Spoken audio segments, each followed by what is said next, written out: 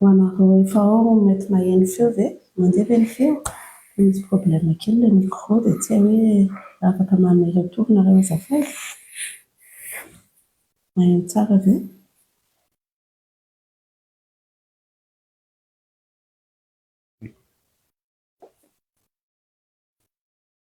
Na tsy mandeha angambany? Tsy mandeha. Eo Tsia, nefa tsy... Ho anareo efa ao afaka mahazo retour hoe misy feo ve azafady? Mandeha ve ilay feo ohatra misy problème kely ilay... Trondro ny commentaire mbola tsy mipoitra. Oui, maheno. Maheno, merci Patricia.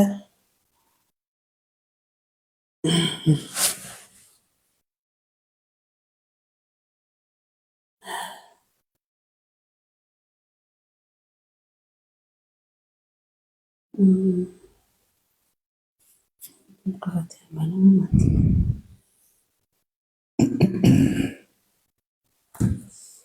Ia. Dia ankafaliana indray nentina ny vady hiarabana anareo rehetra mpanaraka ny pejy ary mpanaraka ny Live Christelle amin'ity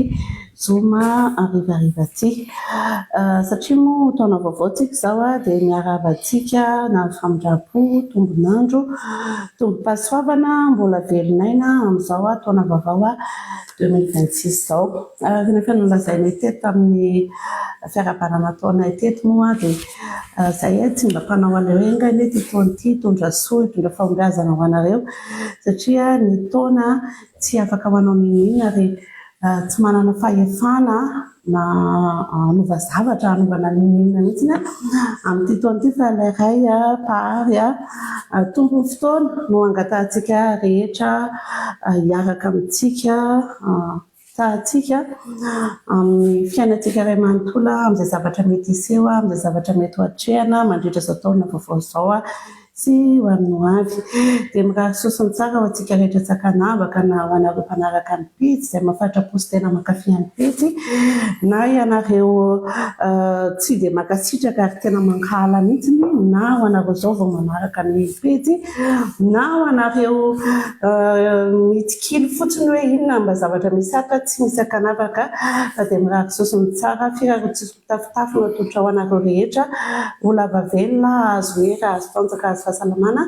entina miatrika na dia isan-karazana amin'ny maha-olombelonantsika ety ambany masoandro izay mahavesatra dia mavesatra tokoa ka dia mirary soa tompoko. Manaraka izany angambany dia tsy ho lava resaka fa tonga dia manomboka ny fandaharantsika. Ho an'izao vao manaraka ny pejy dia ny Live Christelle dia fandahara anankiray eto amin'ny pejy RGL natao hametrahana fanontaniana izany hoe hametrahana ireo mpanaraka fanontaniana ary hamaliana ny fanontaniana na koa tsy fanontaniana fa mety hoe remarque dia tsy maninona fa valianay foana sy vakianay foana fa ny angaviana fotsiny mba tsy fanontaniana miteny ratsy lava be konkoa na hoe manao attaque personnelle na manao règlement de compte amina olona na amin'ny fiangonana na amina tokona ohatran'izay hoe hanaratsy olombelona dia tsy mamaky an'ireny message ireny mihitsy izay raha vao izany dia tsy misy resaka taborety fa ny sujet rehetrarehetra dia afaka resantsika daholo a, resaka fanambadiana, resaka sexualité, resaka homosexualité, resaka fivavahana, politika, fiarahamonina, fitiavana rehetrarehetra izany e, afaka resantsika daholo. Izay no hoe langambany fa nefany tsara ny resahana ihany. Anohantsika avy hatrany fanontaniana efa ela be ty fanontaniana ity tsy haiko ato ilay olona nametraka anazy na tsato fa ezahako sy nasoratra kely ihany amin'ny MP-anao. Bonsoir pasteur, mba manana fanontaniana tompoko raha mety. Théologiquement, inona natao hoe fiangonam-pifoazana? Mankasitraka pasteur. Tsisy hoe théologiquement, tsisy théologie maritra natao fiangonam-pifoazana aloha izay aloha zavatra anankiray. Fa tianao tenenina angambany hoe mitombona ara-théologie ve zany, zay angambany. Fa ina moa aloha natao hoe fifoazana e? Ny fifoazana dia tsy ny sampana fifoazana. Déjà le mot sampana fifoazana io, le teny hoe sampana fifoazana io manahirana hatramin'izay. Hatramin'ny tondrako fiangonana tamin'izany mbola tao anatin'ny sahan'ny fiangonana luterana malagasy. Oza hoe raha mitenitsika hoe sampana fifoazana dia midika ve zany ça sous-entend zany fa ny mpiangona ray ny ambony zany tsy fifoazana fa matory ve zany, mampieritreritra le izy.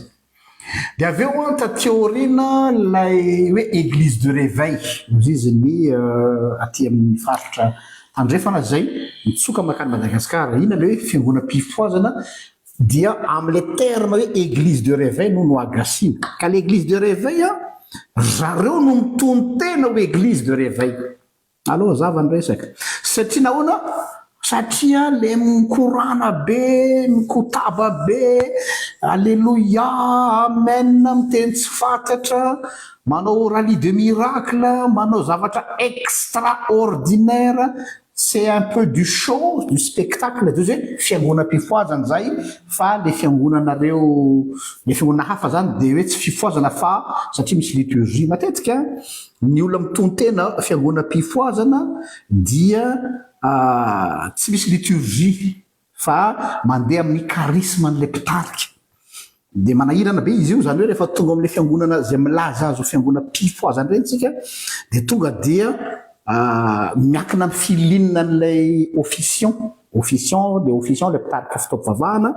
tsisy structure an'ilay culte fa mandeha dans tous les sens dia hoe azao no niteren'ny fanahy anahy na mpitenen'ny fanahy ahy, izao no teny zay nomeny fanahy masina, tsy manaraka péricopy izy fa tonga dia zay ao andohan'ilay mpitarika sisa. Zany hoe zareo no nanao autoproclamation fiangonam-pifoazana. Fa raha ny marina dia ny fiangonana ray amanontolo no atao hoe fifoazana. Satria nahoana? Satria voalaza ny epistily ho an'ny Efesiana hoe mifoaza ianareo zay matory dia hampazavanareo Kristy. Zany hoe isika ozy izy dia ny epistily Petera dia hoe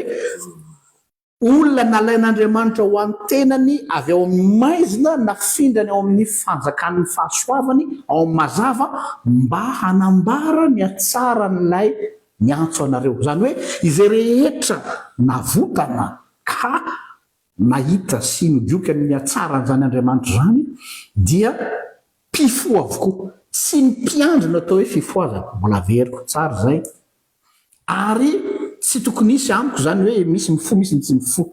Zay zany ngambany juste précision kely fa matetika ny olona miteny hoe fiangonam-pifoazana zahay dia ireny le fiangonana manao autoproclamé hoe fifoazana dia manaraka ny charisme an'ilay mpitarika. Dia somary mafapana fitaovavahana, misy ambiance ony,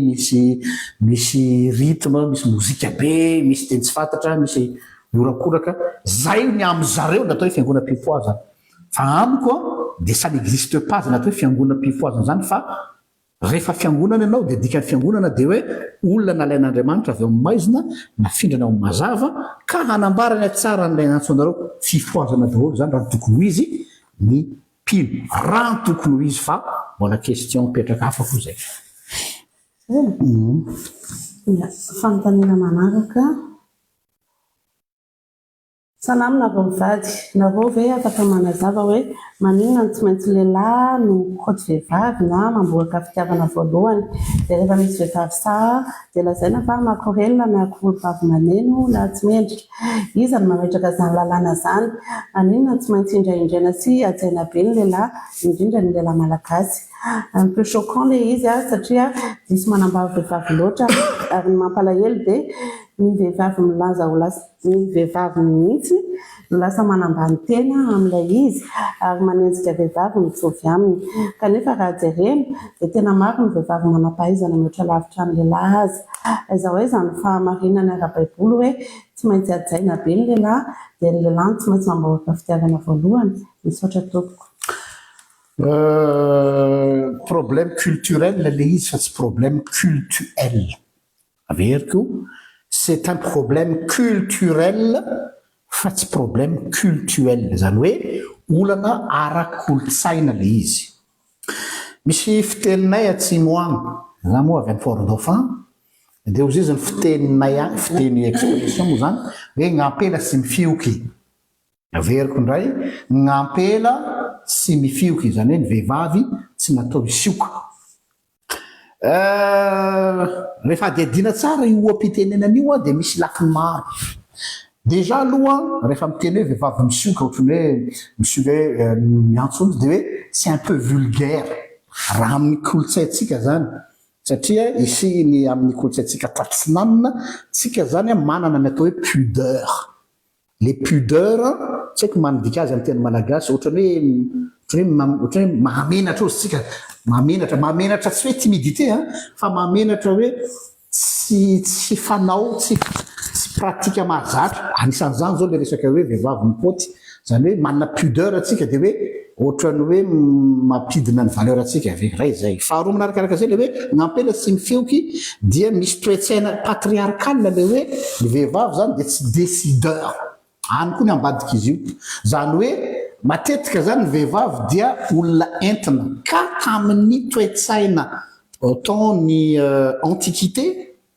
fa tsy ny moyen âge akory, tamin'ny andron'i Jesosy ianao miteny hoe ara-tsoratra masina eto matsy avako tsara mihitsy misy matsy ireo namana littéraliste hoe ka ao amin'ny soratra masina dia misy hoe ny zavatra tsy fantatry le olona le zavatra tanterinao anaty soratra masina dia zavatra misy teo amin'ny fiarahamonina no tanterina fa tsy hoe rehefa voalaza ao anatin'ny soratra masina dia ino ny référence. Averiko indray, tsy hoe rehefa voasoratra ao anaty soratra masina dia ino ny référence, fa ny soratra masina dia mitantara phénomène de société Nietzsche ka hakana lesona le izy. Dia averiko amin'izay zany ina ny contexte tamin'ny andro dia ny hoe ny vehivavy mahatonga ny vehivavy tsy maintsy nanambady taloha ary hatramin'ny moyen âge eny taty amin'ny fomba malagasy koa aza malagasy taloha dia antony contrat social. Zavako kely le izy, zany hoe ny vehivavy zany taloha, averiko tsara hoe taloha dia tsy afaka mandray fitenenana dans un espace public raha tsy efa marié. Zany hoe raha ohatra zany ka hianatra zany ka tsy mbola mivady zay dia na ataontsika hoe te handray fitenenana izy zany nivon'ny fivoripokon'olona na faneho-kevitra ny heviny tsara, fa problema tsy valoriser ny fiarahamonina ny hevitra hianatra raha tsy manambady izy. Dia mampiomehy nefany ilay zavatra nilazainy iny ihany no averiny ny fois izy nanambady dia ozy ny hoe tena marina tokoa zany tenin'ny madama Andro zany ny fitenin'ny olona azy. Zany hoe ilay madama no mahatonga an'ilay hevitra ho lasa manan-danja fa tsy ilay teny no marina amin'ny olona. Donc toe-tsaina patriarcal le izy raha namana hoe rehefa dia izay mahatonga ny olona hoe rehefa maty vady na maty le vehivavy, maty le lehilahy dia tena fadiran'ovana le vehivavy akoatr'le hoe hafa indray zany le hoe fivelomana iny zany efa amin'izao moa fa efa miasa daholo ny olona en principe, fa problème social le izy hoe mbola ho raisin'ny olona au sérieux ve aho raha miteny ka tsy ohatsony vadiko. Surtout le vadin'le vehivavy nanana place ambony be teo anivon'ny fiarahamonina. Ambony eto tsy voatery hoe manan-karena fa hoe olona toakaja na toateny mpitondra tena fiarahamonina dia matanjaka be ny personnalitény dia se sentir effacé le vehivavy ka une fois maty zany le ranga dia lasa ohatrany hoe miala voninahitra le ramatoa. Donc mifandraika amin'io zavatra io ny zavatra teneninao io resaka problème na culturel le izy nampela sy ny fioky. Donc azo hitarina makany amin'le resaka zany hoe ficotine zany terme ficotine zany moa zavatra taty zany hoe l'histoire évolue. Tsy problématique ny olona tamin'ny andro ny soratra masina tsy haiko na raha sura fa vehivavy manoratra io tsy problématique tamin'ny andro ny Jesosy zany hoe izy no ikoty lehilahy sa vehivavy déjà ny lehilahy tsy nikotokoa tamin'izany fa c'est un contrat social entre deux tribus zany hoe ny tribu an'ny madama sy ny tribu an'ny Ramsey no mivady dia izy roa juste à symboliser an'ilay union de deux tribus satria c'était un accord social et business. Amelatsiny zany tantaran'ny mariage io mariage io ary eo tiako tsindrina tsara aminareo hoe manaratra miteny hoe mariage amintsika protestant sacrament satria ny historique ny mariage mila fantaritsika dia contrat social io hoe tribu ny raha anitry ny aina mamysolalaina nanapa-kevitra hanakambana ny patrimoine-ny amin'ny tribuany raha manatombontsoa mba hatonga ny force anay hatanjaka eo amin'ilay tanàna satria mety misy adversaire mila edivana eo dia mba ahafahana misele an'ilay contrat entre les deux tribus dia asaina mivady ny ankizy zay dikany hoe fanambadinamboarina. Mila jerentsika ny ambadika le fanambadinamboarina matetika moa le resaka côté romantique sentimental foana karaha tsy nady ana olona tsy tiako ny vadiko oui zay le couche superficielle fa ny ao ambadika eo dia resaka contrat social mbola misy io hatramin'izao fa ny endriny fotsiny no somary miova kely fa zay le izy ka dikany tiako tenana iverena amin'le raha nabavy teo dia zao zany côte zany zavatra tateorina tsy nisy an'izany ohatra hoe iry Abrahama zao rehefa nampanambadiny zanany Isaka izy dia tsy nahita ny Isaka ianareo hoe iny Isaka fa nandeha nikoty an'ny Rebeka tery amin'ny moron-drano tery amin'ny fatsakana fa ny mpanompo ny Abrahama no ny rano hitadiavy vady ty zanako ty io le izy le hitadiavy vady eto tsy hoe izy ny vehivavy tsara izy ny vehivavy milay fa hoe d'une bonne famille. Ary raha mamaraka ny soratra masina ianao dia hoe ny rany Abrahama ny mpanompony ho any amin'ny havandreo sany eto zany famille nucléaire any amin'ny razaminy dia hoe satria reo famille tsara tamin'izany zay le izy. Donc ça n'existe pas zany question relation amoureuse zany fa taory zareo vao mifankalala taory zareo vao mianatra mifankatia io zany lasa nenaranyio lasa ataon'ny olona référence idéale zao hoe non tsy ilaina zany fitiavana zany rehefa mivady fa rehefa mivady dia mifankatia ho azy inona nahatonga ny fitenenan'io nahatonga ny fitenenan'io dia noho io tradition patriarcale io izay anakambanana le tribu. Donc zany raha maly ozana hoe inona ny hevitry ny soratra masina dia lasa manao lecture anachronique tsika raha vao zay satria ny soratra masina tsy problématique tamin'ny andron'ny soratra masina zany mikoty zany tsy n'existe zany ta théorie jereo tsara ny évolution société tsika le mikoty koa am'izao efa tsy mikonty intsony na misy jeu de mots ny mikoty am'izao andro zao raha ty Europe tsy azo atao tsony tanareo fa misy basculement na tradition noho ny resaka question na éthique satria ny féministe mialatsiny aminareo féministe fa zay le revers de la médaille ianareo mitaky ny zony vehivavy tafahoatra io mialatsiny fa tsy hoe contre anareo fa ndraindray nareo miexagéré hoe harcèlement ho anay vehivavy zany hoe kotikotiny eny amin'ny arabe zany ka dia napiakatra anio tamin'ny tribunal sy tamin'ny zon'olombelona dia nahazo gain de cause ny féministe amin'izao fotoan'izao tsy misy reportage zareko zay tamin'ny télé any Suède izy iny sa ta izy mitaraina ny vehivavy suédoise si je me trompe pas fa tsisy mikoty ry zareo satria matahotra sao dia anaovany zareo procès any amin'ny tribunal hoe harcèlement dia lasa le vehivavy indray zany zao no mikoty asanazonareo le izy. Donc problème de société le izy madama na mademoiselle peu importe le manoratra fa tsy problème biblique ao ve problème de société le fa tsy problème biblique. Donc za zany tena aza terena ao anao zany soratra masina donc tsy misy référence mihitsy ny amin'izay hoe fahotana vera vehivavy fa ny sika no miteny hoe tsy fanao zany hoe tsy coutume ino hoe tsy coutumier hainareo zany atao hoe coutumier zany fahazarana ka ny nentim-pahazarana no lasa mivadika nentim-paharazana averiko ndray ny nentim-pahazarana lasa mivadika nentim-paharazana ka ozytsika hoe ity ny fanao kanefa mila manadiady anao avy aizy ny fanao iny miaingy avy amin'ny atao hoe fahazarana ary io fahazarana io nefa misy contexte social historique économique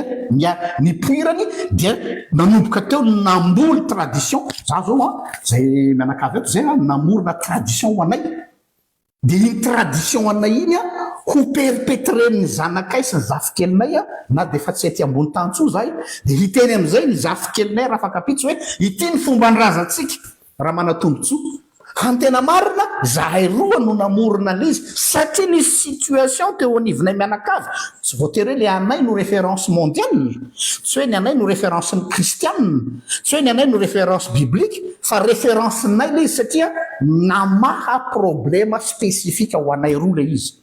dia napetrakay ho lovan'ny taranakay hoe raha mbola zanakay ihany dia ireto ny fomba mampanaotsika mila fatarina zany ao ambadiky reny hoe fady sy ny fomba mampanao reny tsy resaka hoe malédiction ancestrale hoe iny fa misy varatra mipoka avy any an-danitra fa c'est une manière de transmettre les valeurs intergénérationnelles zay ny atao transmission intergénérationnelle ka lasa miditra teknika be fa tiana zava fotsiny hoe le hoe fikotiana zavatra voatathéoriana ary de manière spontanée temporelle ponctuelle ary am'izao mana Madagasikara mety mbola tsy manino zany raha ty Europe ho anareo zay mipetraka ty Europe malala tsara hoe tsisy lehilahy samy kototsony zao dia zay mahatonga ny olona mandeha amin'ny plateforme ny site de rencontre zareo fa lasa mampimebe izy azo hitana zany fantena azony kristianina atao ve makany amin'ny site de rencontre satria matahotra ny olona hoe sao de voatory sao de zao dia hoe sao de tsy consentante dia patati patata dia lasa manana ho an'ny mpanao site de rencontre indray le izy zany réalité amin'izao fotoana zao tiako tenena zany hoe ho anareo zay miteny hoe rahatsoratra masina rahatsoratra masina ny soratra masina dia tsy midikte ny zavatra zay tokony ataotsika fa ny soratra masina dia mametraka trace amintsika hoe ny situation tranga toy izao tamin'ny époque toy izao ahoana ny ainany zareo azy na mahaolana zany tena tsy mametsy misy tamin'ny andron'ny Abrahama hoe i Abrahama maniraka andevo ny mpanompony hitady vady ho anjanany nety zany tamin'ny époque ny Abrahama nety satria zay ny réalité tamin'izany tsy afaka hitsara ny Abrahama mihitsy raha manatombotso zany hoe vendrana koa ry saka zany nanaiky ny vady zany mety zareo ary zareo fa mifankaty be izy roa fa nefa koa tsy mety le miteny hoe satria nety tamin'ny Abrahama dia io ny référence ny kristianina disoko tanteraka indray zay hoe raka i Abrahama ane rehefa nitady vady ho anjanany dia zao dia noho zany tsika kristianina tokony hanaka ny Abrahama je suis désolé tsy manao copie-coller tsika kristianina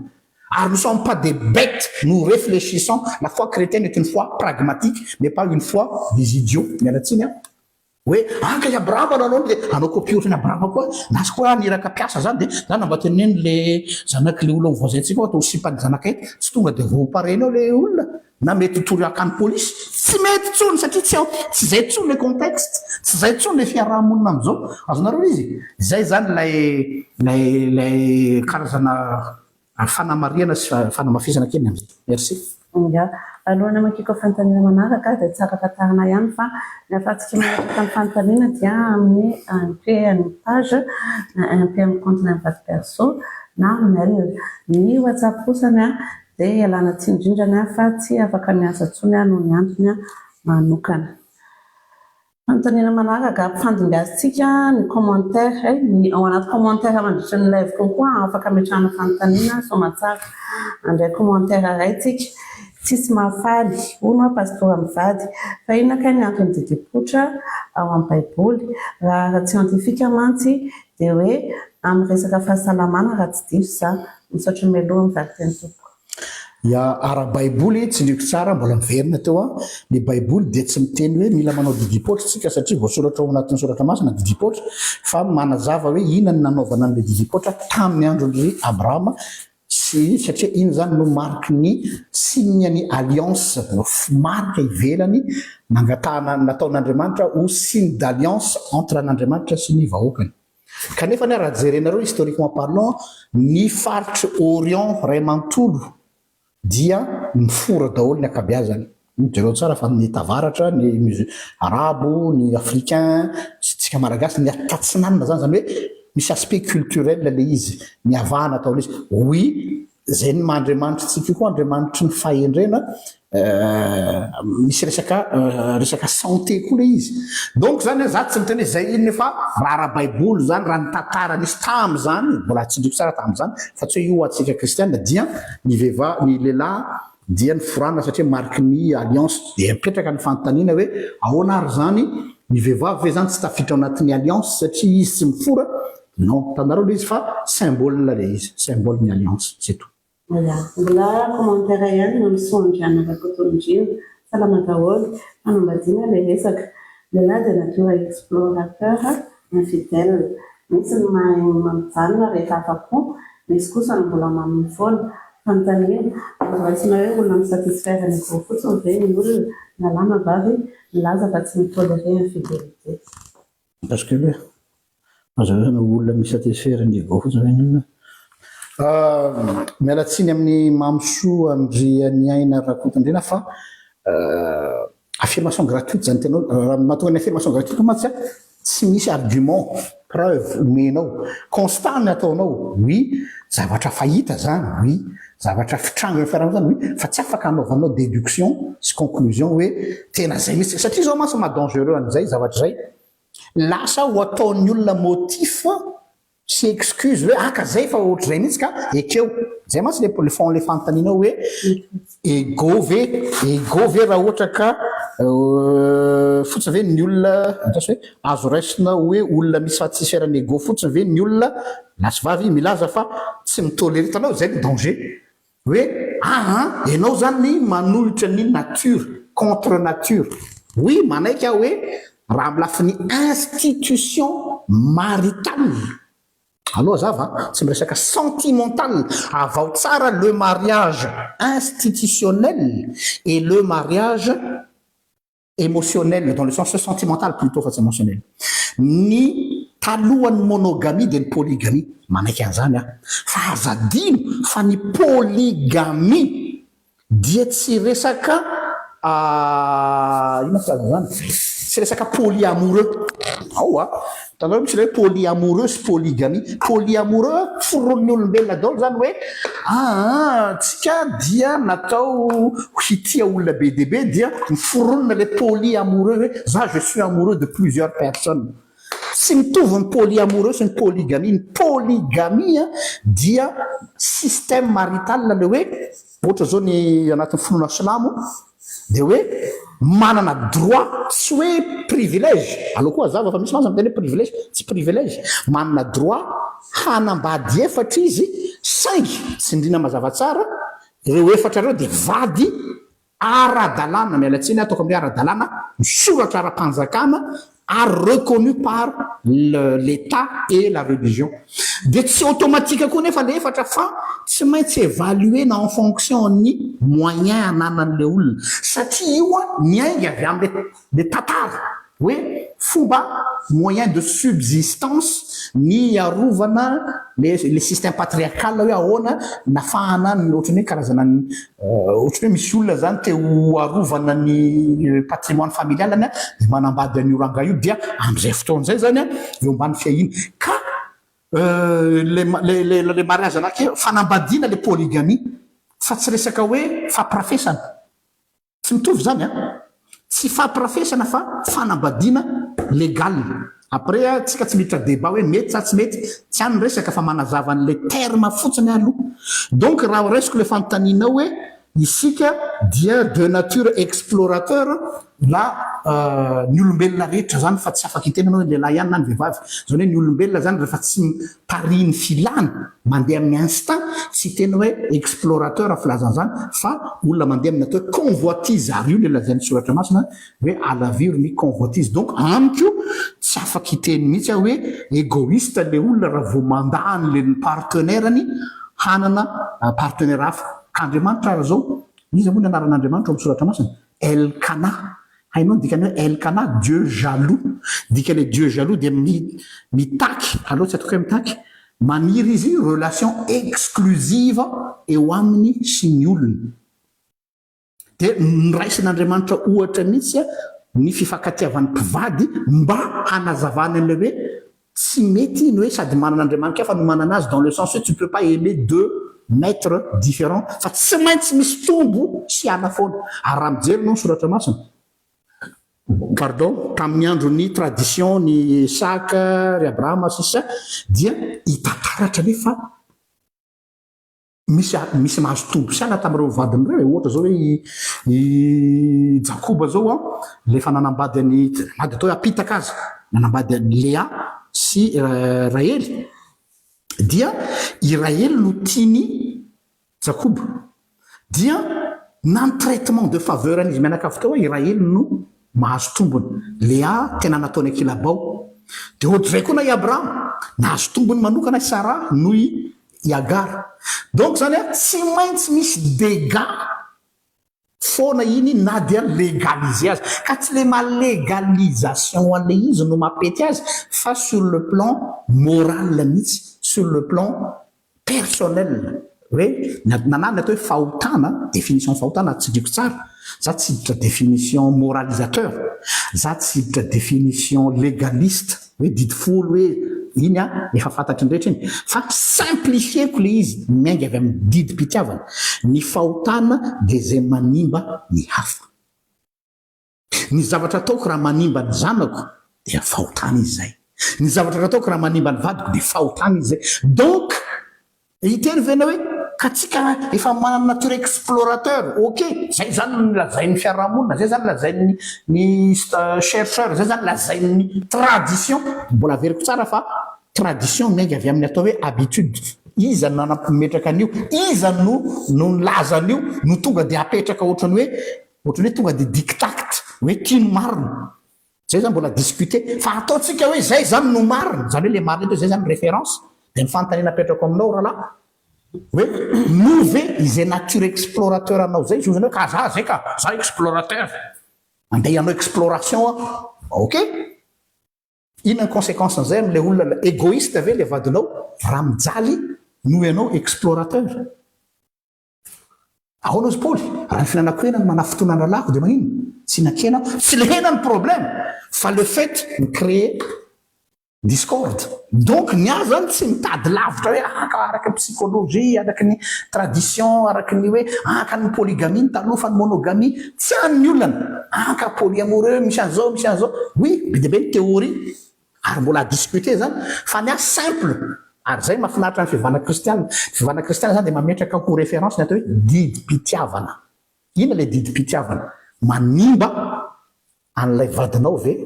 an'ilay partenaire anao ve les zavatra ataonao les choses sont claires après on peut auto-justifier kazao zany ny resaka hafa zany zay kana ya fantanina manaraka bonsoir nareo mivady ianareo milaza fa tsy misy hiérarchie ny fahotana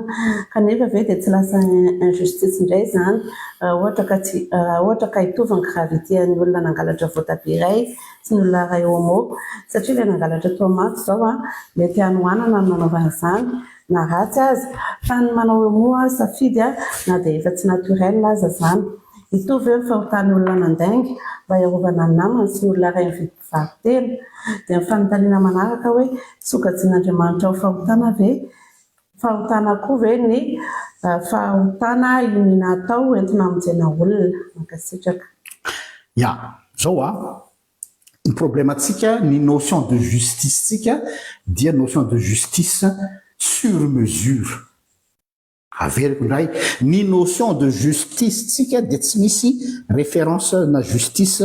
absolue fa sur mesure zany hoe arakarak'ilay firenena arakarak'ilay foko arakarak'ilay tradition arakarak'ilay finoana dia miainga avy eo ny olona no manorona ny atao hoe justice donc nanahy eto resaka théologika fa tsy resaka notion de justice n'olombelona marina ny teninao hoe raha maha olombelona dozanao injustice satria miainga avy amin'ny référence nao menga avy amin'ny référencenao zany zavatra zany donc zany a tsy misimisy ny resaka izao le izy le hoe hiérarchie de sainteté le tsisy hiérarchie de péché pardon dia satria ny dangereux ao anatin'izay zavatra hoe dia ny tsirairay zany a de manière subjective samy anakilasy fahotana arak'izay mapety azy zay ny danger amin'io zavatra io donc on sera dans un jungle dans une jungle pardon tout le monde aura sa propre justice amina tsy de grave izany hoe mamitapona zany a na mitondra tobile azy fa rehefa voafeko acte de volant a de zava-dehibe zay justice subjective zany fa tsy justice objective dans le sens hoe mipetraka mazava tsara ka raha izay no atao référence rehefa avy eo satria sy mety taminao hanimba olona misany olona vao misotro raha iveraka reo tonga de mitapy izy donc tsy azo atao tsy afaka manorona fampianarana am'izany izy tsika donc zany a ny mety injuste aminao le izy satria isika ny te hametraka hoe zao zavatra anankiray masy de ty ny soratra masina ihany mamaly azy dinao le lelam-panakarena le miteny hoe ina no ataoko mba handovako fiainana mandrak'izay de nahavita ny zavatra rehetrarehetra izy hoe ty efa vitako fony ambola zaza de ty Deus Jesosy hoe Deus ny soratra masina ary mijery azy tsara izy ka ty azy ary ny teny taminy hoe diso zavatra ralailoha ianao de niala tamin'ny alahelo le lehilahy izy fa nanakarena loatra izy inona ny dikan'iny raha vadika hafa zany le texte de hoe ny rodana daholo zay zavatra ny heveriny le lehilahy io fa marina rehefa le didim-pitiavana ny voakitika mbola very foana ny lecture hamakin'Andriamanitra ny zavatra dia ny fitiavana ary mamaly le fanontanianao farany aho tsy ny acte izay heverinao fa louable na noble no mahatsara azy eo anatrehan'Andriamanitra satria ny société no mametraka ny atao hoe référence ny atao hoe justice fa ny mahampitombona an'iny dia ny didim-pitiavana moa ve ny fitiavana no mametraka inona no mitarika anao manao an'ilay izy dia mamaly le fanontanianao farany amin'izay zany dia no hoe le question éthique io mahasamy hafa ny éthique sy ny morale ny morale dia c'est un discours sur ce qui est bon et mauvais zany hoe manome noty ianao hoe ty tsara ty ratsy ty tsara ty ratsy discours fa ny éthique dia mandanjalanja entre ny atao hoe ny éthique dia mametraka mandanjalanja ny atao hoe responsabilité sy conviction tsy afaka tonga dia hitenana hoe itiny ihany conviction dia tsy te halala fa tonga dia ampiariko bêtement les convictions mety amon'olona ianao raha tsy jerenao lay responsabilité anome ohatra tsika tamin'ny andro ny deuxième guerre mondiale be dia be ny pretra sy ny pasteur nanafina zanaka jiosy tamin'ny gestapo na ny nazi lalàna nefa dia mazava hoe tsy mahazo mitahiry an'ireny olona reny dia nafenina tany anatin'ny lakavy ny zanaka jiosy mandalo amin'izay ary ny polisy dia efa mandalo ny polisy dia hoe misy jiosy ve atao aminao mopera dia mandainga fotsiny zao mopera kiteny venao lainga masina tsy lainga masina filazana zany fa resaka question na responsabilité no miatra amin'izay fotoana izay fa tsy ny conviction ny responsabilité no miatra amin'izay fotoana izay fa tsy ny conviction mandainga mopera tsisy za zato donc entre le bien et le mal dia nanao tsy mety zany zay mopera satria nandainga dia ny olona légaliste le mpamaky baiboly littéral ka voadiny an'le didy folo hoe aza mandainga dia mandainga izy zany dia noho zany mandainga izy dia tsy mety zany medin'Andriamanitra zany quel que soit le lainga raha ohatra zany hoe mandeha amin'ny conviction hoe any any conviction ko zany tsy maintsy arahako ok alefaso ary dia calculeo ny conséquence des convictions anao tsy te halala ny responsabilité anao tsy maintsy lanjalanjainao ny responsabilité et conviction fa ozy le mopera hoe mandry ny saiko tsisy jiosy ato dia tezitra lay gestapo dia nysotominy le mopera tantaran'isy zany tantaran'ny deuxième guerre mondiale dia nitifiry le poteau mopera satria mandainga ary misy olona mitoroka zany mopera hoe nareo fa ny olona moa ty le pisolelaka mpanao zay foana hoe teneno hoe tene ao amin'ny ao misy jiosy fa teneno zao le olona tsy tia mpivavaka dia tsy nivadika mihitsy mopera hatramin'ny faranao zany dia tsy hivadika ozy izy gestapô za tsy hivadika tompoko apetraka aminareo nyfanontaniana voatifitry mopera maty olona koa verany amin'ny afibe ve izy sa voavonjy ihany satria nandaingy mitsako ny tenanareo hoe tsy mahavery azy zany satria nididi-pitiavana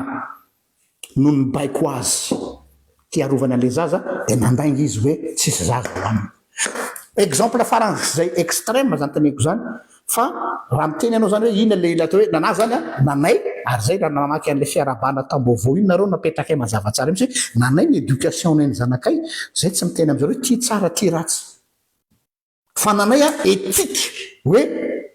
qu'est-ce que vous allez faire pour ça ina ny finalité n'io zavatra ataonareo io ina ny conséquence n'io a amin'ny hafa ina ny conséquence n'io aminareo ina ny conséquence n'io a aminay ray aman-drenareo ina ny conséquence n'io a amin'ny vie en tant que citoyen dia mesureo arak'izay mahatsara sy maharatsy azy fa raha ohatra ka hoe zahay ao an-damosiny izy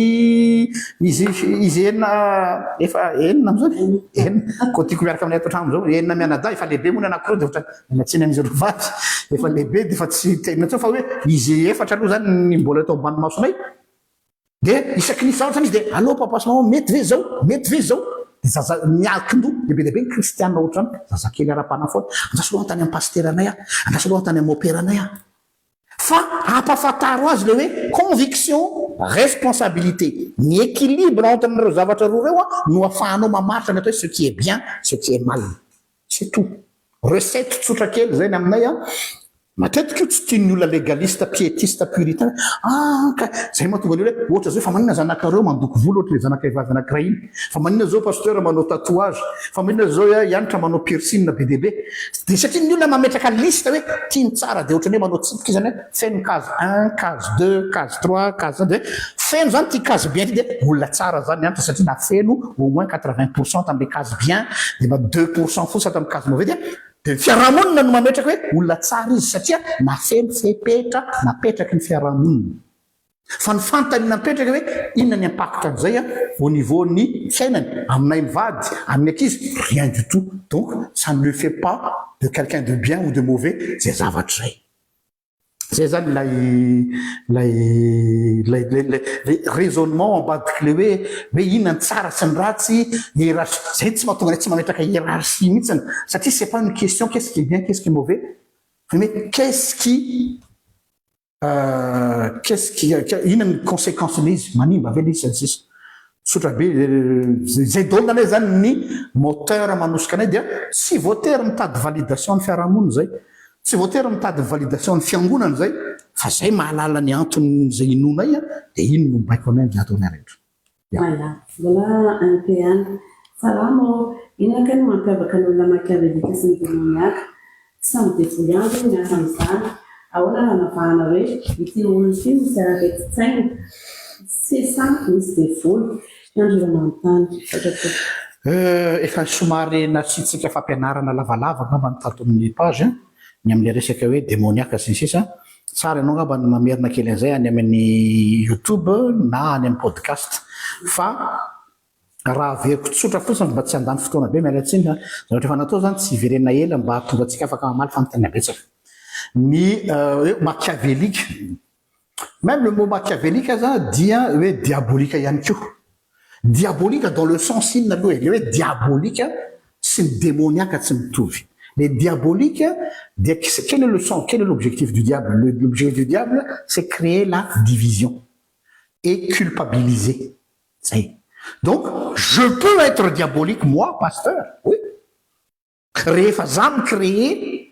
culpabilité ny olona hoe tiako ny culpabiliser olona devoly dia natao mpiapanga apocalypse toko faraiky ambe folo efa nazera lay mpiapanga ny rahalahtsika ianao zany raha tianao ny culpabiliser olona tu es un diabolique tsy voatery hoe misy devoly aza fangaro izy fa diabolique zany hoe manana fomba fiasan'ny devoly na koa satanique le satanique lazain'ny olona le hoe satanique dia le hoe manao kanjo mainty be dia manao le rojo vy be dia le manao le tanana ohatry zao iny le sy ny sisa dia misy marque tsy hany zany tsy hany satanique misy satanique dia vakeo ny soratra masina tamin'ny petera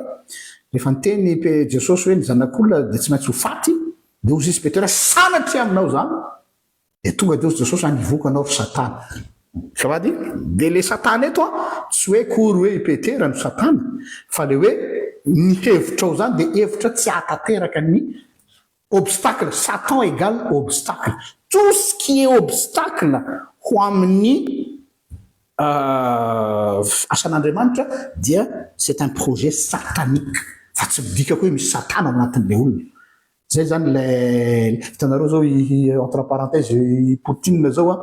nanao ny anaran'ny missile balistique misy missile ngezabe anankiray atao hoe Satan 2 Satan 3 dia be nanao hitanareo fa devoly misy le Poutine. Non, misy message ambadiky le izy. Misy message ambadiky le mot zany misy sens fa tsy voatery hoe fa ny démoniaque kosa dia tena misy fanahy ohatran'ireny hoe misy tromba, misy fanahy ratsy mipetraka ao anatin'ilay olona ka amin'izay fotoan'izay dia iny izy le tsy tompon'ny tenany. Ny machiavélika tompoko dia tompon'ny tenany izy. Zany hoe izy mihitsy ny manao zavatra avec préméditation hoe ataoko an'izao dia raha vao tratra an'ilay piège koako izy dia ratako avy aton'ireo izy dia avy eo izy ataoko an'izao dia potika ny aminy. Machiavélika, diabolique, satanique. Azonao amin'izay izy fa tsy afaka amin'ny tenany hoe démoniaque io olona io. Tsy toeran'ny fanahy ratsy olona io fa mana toe-tsaina manimba. Oui, il est diabolique. Ia, commentaire indray misanabe fanontaniana tena misy atraikany akapanaty koa vaika tompoko le emplacement amin'ny meuble ao an-trano ohatra tsy mahazo atao mitsipaka masoandro fandriana le resaka na koa style de déco feng shui amin'ny sinoa. Tsy haiko le feng shui zany tsy haiko iraha malala zany miala tsiny misaina rabe fa zay tsy hainay daholo zavatra rehetra voafetra ihany fahalalànay fa azoko ihany tianao tenenina hoe ny zavatra rehefa inonao dia tsy hoe manan-kery fa ampiasain'ny ratsy hamely anao. Averiko misy masina tena rehefa inonao zavatra anankiray dia manan-kery aminao. Tsy zay le izy. Rehefa ianao no mametraka manokatra amiko zany le olona le hoe mino le hoe ty misy anty dia manokatra varavarana ho an'ny devoly hanana influence aminy. Azonao le izy. Ianao zany raha vao tenenina hoe tandremo faravao zao dia ararotiny devoly satria ianao manome azy ouverture dia il va utiliser la chose pour t'embêter. Dia ny problème amin'izay fotoan'izay lasa adinonao hoe tsy le hoe le fanaka ozana hoe tena ratsy io fanaka io fa misy devoly io. Non, tsy le fanaka no misy devoly. Tsisy devoly ao anaty fanaka zany. C'est une matière, une table, porcelaine, peu importe. Fa ianao ny ahoana filazana ny aloe mialatsiny amin'ny teny varinanana ny fahefan'ny devoly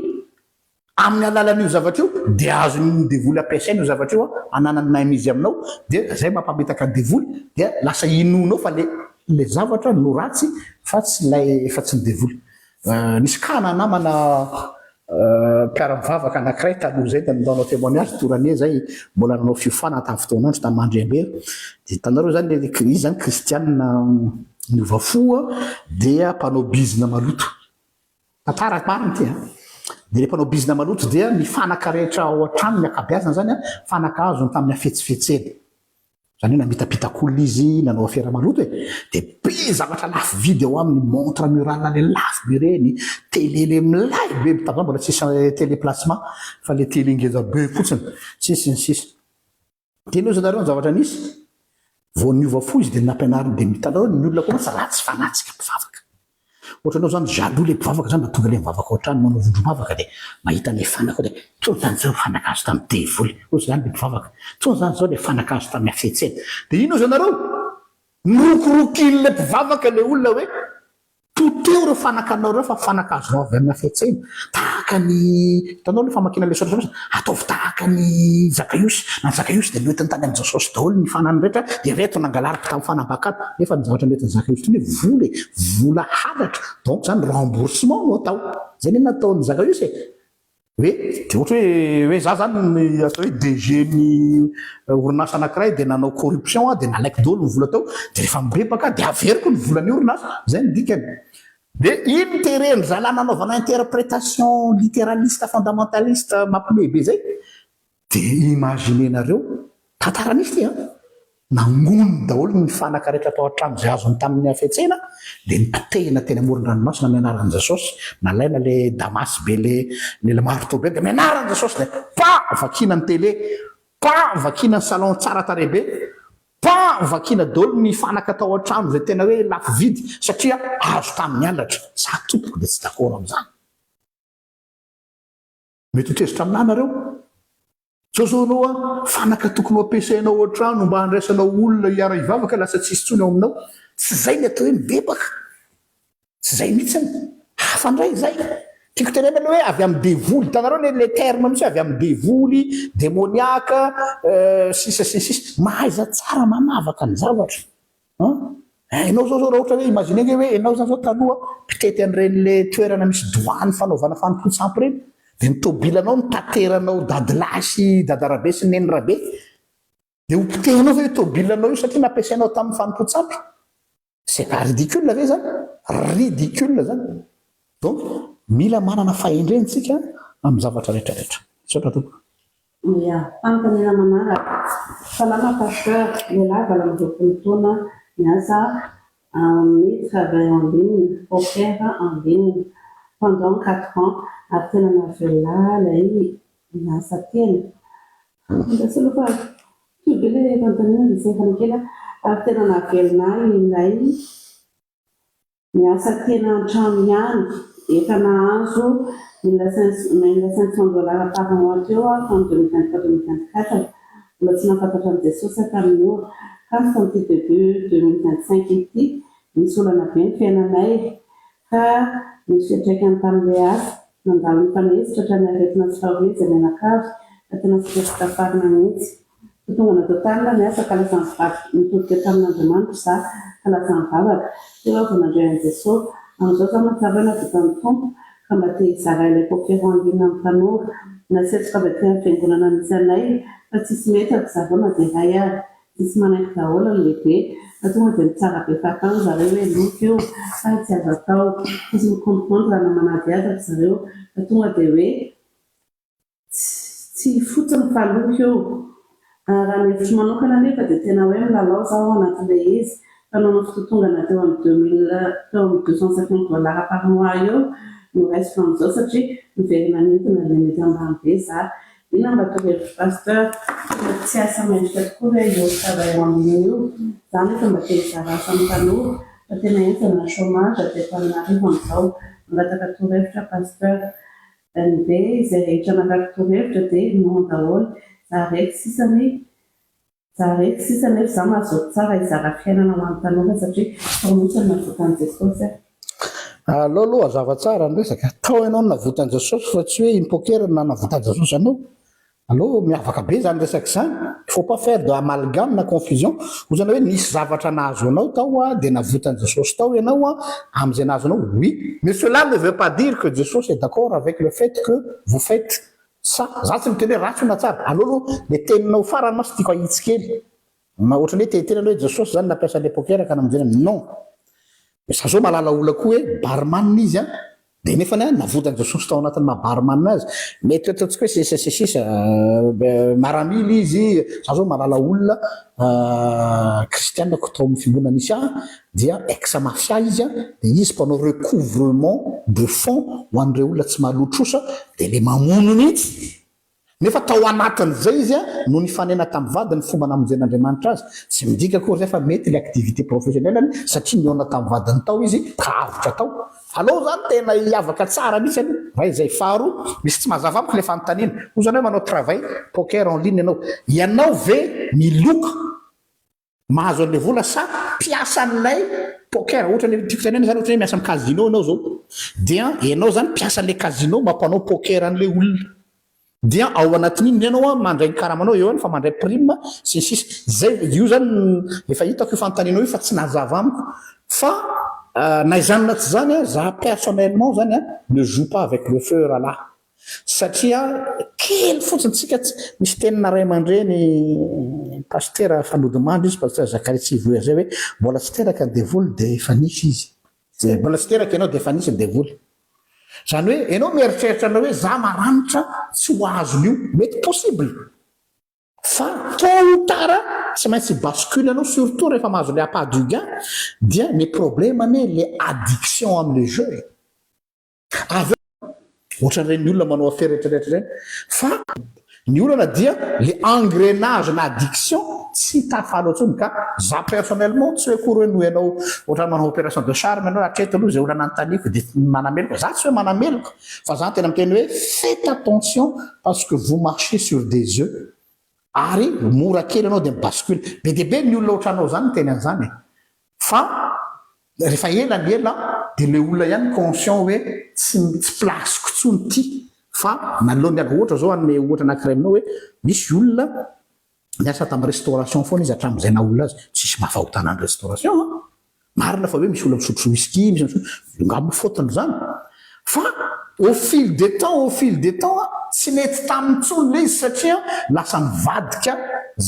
zavatra hafa tany aminazy le izy zany hoe lasa monde de la nuit foana satria anao any amin'ny restaurant arrive vao miasa dia donc zany izy tsy afaka miaraka amin'ny vady aman-jana antsony dia toujours à l'extérieur dia lasa exposé amina danger dia adalain'ny olona tany satria izy vehivavy dia miteraka korotana amin'ilay tongotra any tsy le restaurant no fahotana fa ilay engrenage nandritra ny ela be lasa nicrée zavatra be lehibe dia izy any naka décision hoe j'arrête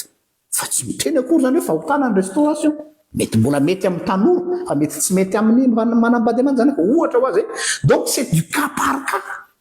donc za zany tsy tena hoe zany fa tsy mazava amiko le fanontanianao masy le hoe mety ve sa tsy mety raha vao misy resaka filokana kosa aloha alahako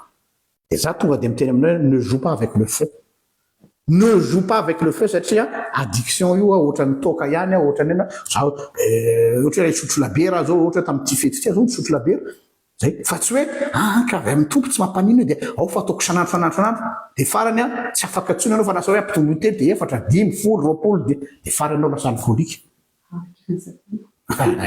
donc le izy zany tena eo ambonin'ny fil de rasoir ianao misy pasteur anamako tsy mamenatra amin'ny tena zany fa tena nanjo azy dia tiako aminao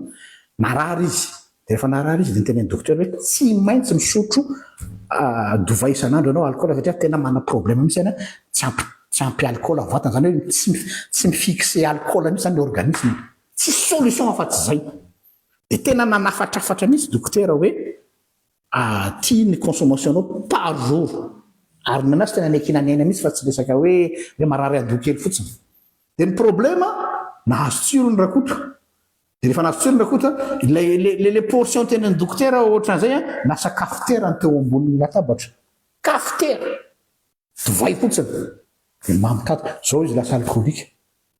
donc tanao zany tiako tena aminao hoe tsy le divay ny olana tsy le fisotroana ny olana fa saingy le fomba imesure zay mitoko anao hoe ianao zao miteny hoe kanety tamiko le izy à un certain moment ary ianao ihany teny hoe nisy fotoana nisy problème le izy tsy efa signal aminao ve zany hoe c'est tu cours un grand danger ary hoariko ndray atao hitako hoe imagine zao misy kristianina zao mpanaraka ty freestyle ty videur noasany videur en boîte de nuit tsy fahotany zany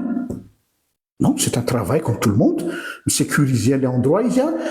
misécuriser an'le patron satria volan'olona no dia mampiditra ny karamanao izy fa ny problème dia zao est-ce qu'il peut rester là longtemps c'est là la question ny problème zay voatao zay dia zao izy tsy maintsy anao ny asany tsy maintsy ampiasa herisetra tsy herisetra fa tsy maintsy ampiasa force pour sécuriser an'le endroit sy ny olonao dia misy olo anao kakay aminy eo hainareo dika zany kakay zany zany hoe ananalahelo aminy mody ianao arandralany vonondralany anelakely hatrany asa razonao ve le asa raha sao dia latsaka atao anatiny sao dia azonao ve le enjeu an'lay resaka hoe mila fahendrena ny zavatra rehetrarehetra ka za tsy afaka ny mitsodrano anao mihitsy hoe ampianaro an'ireo tanoranao reo zany fa tsisy olana satria nety taminao manahirana be zany ia aroanina ato amin'ny commentaire vono dia babe ty resaka ty hoe mission en Jésus dia resaka transfert génétique hoe sasany tamin'ireo namana hoe teny allemand dia tsy haiko mamaky azy teny allemand be dia sarotra be izay hoy izy no mahatonga izy tsy manambady aloha dia izay koa no mahatonga ilay teny hoe tellement dia sarotra be ngavandreo zany hoe Petera mova ty ahy zany hoe Petera mova ty ahy ianao dia namaly izy hoe eny fantatrao fa tiako ianao lehilahy daholo ny mpiana noho izy ny tantarany noho izy adolescent koa tsy natao tao anaty bibla sy ny sisa tsy haiko izay famarinana aloha non tonga dia aloha tonga dia hoe n'importe quoi zany n'importe quoi zany zany le olona rehetra ohatra le tantaran'le Da Vinci Code le hoe pays jaune le teo a tongotry izy moa eny azoko teo a tratran'i Jesosy dia tonga dia hoe PD ve zany Jesosy PD ve zany jaune n'importe quoi zany natao hoe spéculation exogèse zany hoe efa simba misy tsika zany anatin'ny fiainantsika hoe raha vao misy lehilahy mifankahazo apo dia hoe PD ary homophobie filaza zany zao zay sy mostanina zao le nakasary tamin'ny alahady iny a dia hoe reto ny pralahy na dia samy hafa finoana raha dia tonga dia ina ny lecture an'le olona PD ireo zany io koa mialatsina fa tonga amin'le fiteny hoe zay be ompony olona ihany ao ambavany ka envoie le mal partout envoie dia tonga dia hoe tellement anao zany efa tena traumatisé amina resaka homosexualité dia tonga dia vao mahita lehilahy mifankazo apo dia reny angamba mety zao reny angamba zao na koa hoe misy lehilahy efféminé tena misy efféminé zany hoe manao fihetsikana vehivavy fa tsy homosexuel mihitsy izy satria tena zay misy ny fiteniny manana douceur ohatra ny vehivavy izy fa tsy vehivavy ary tsy manana tsy homosexuel pardon donc faisons très attention manao interprétation ohatra zany satria tonga dia lasa manova zavatra selon ny scepticisme ny olona ao anatin'ny sain'ny olona tsika zay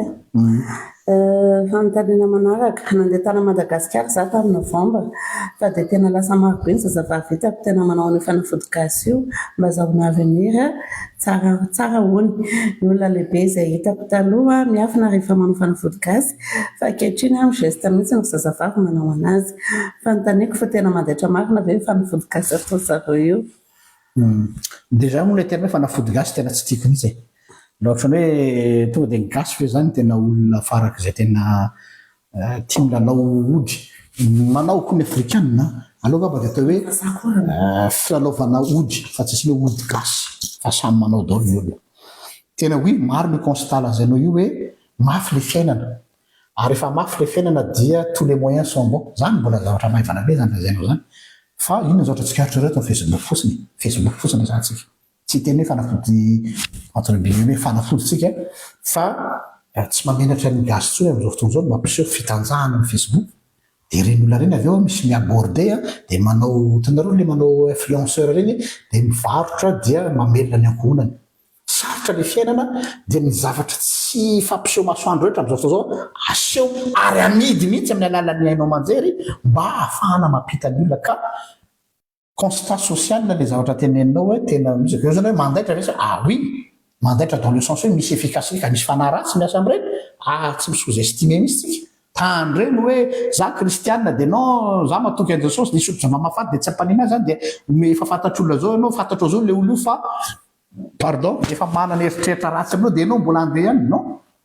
mila manana fisainana mandeha amin'ilay hoe mora tahaka ny voromailala ary indray tahaka ny menarana donc tu dois faire attention fa aza maka fanahin'Andriamanitra amin'ny zavatra ohatrany reny donc éviter le izy ohatra hoe mipire zay fa niteny teto amin'ity pejy ity hoe raha ohatra ianao zany zao mandeha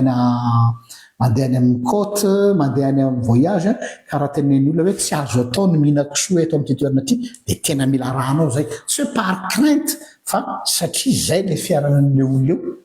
fa tsy hoe aza kristiana dia tsy te halala fa hitondrako henakisoa roa kilao mihitsy eto fanazimbazembana zany dia tsika nefa tsy natsona anazimbazimba fa natsona hoe nanao ataovy zay mahatsara anao dia point barre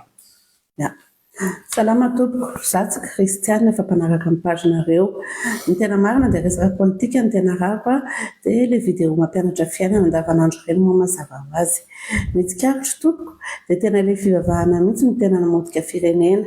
tsy ny mivavaka ny ratsy fa ilay fampiasana sy fampiarana azy amin'ny tsy tokony ho izy dia lasa manaonao foana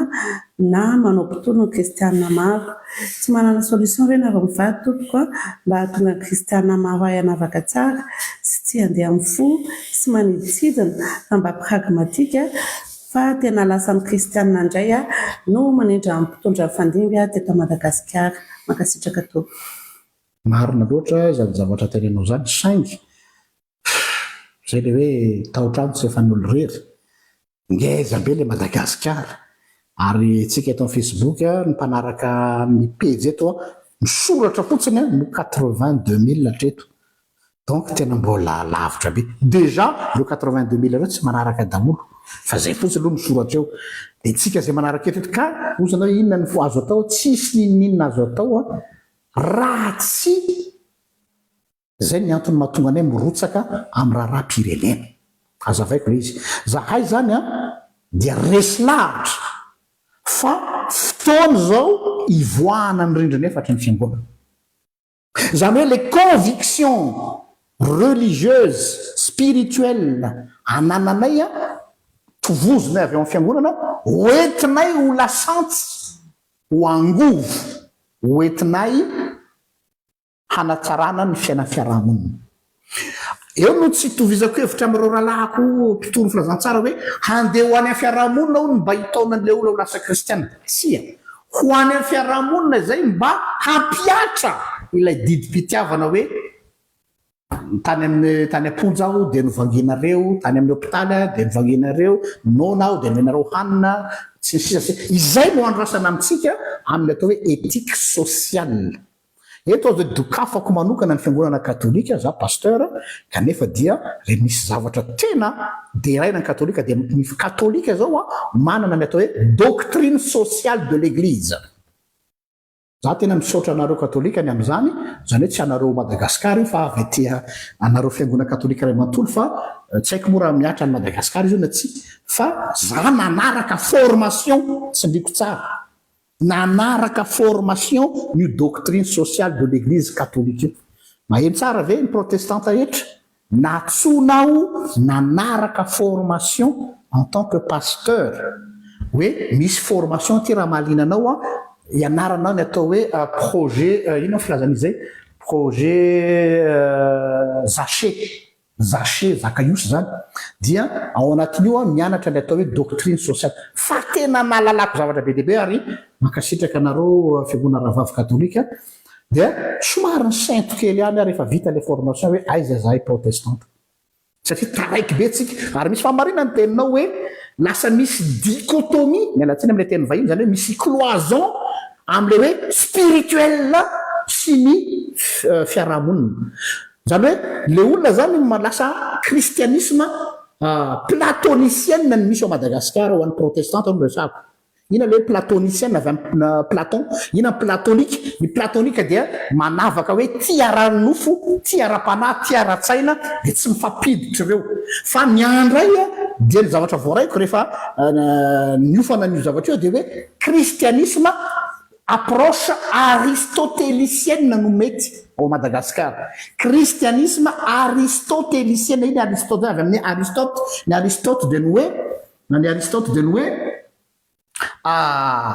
mitambatra ny fanahy sy ny saina ary ny vatana donc zany ny fiangonana dia tokony ho sehatra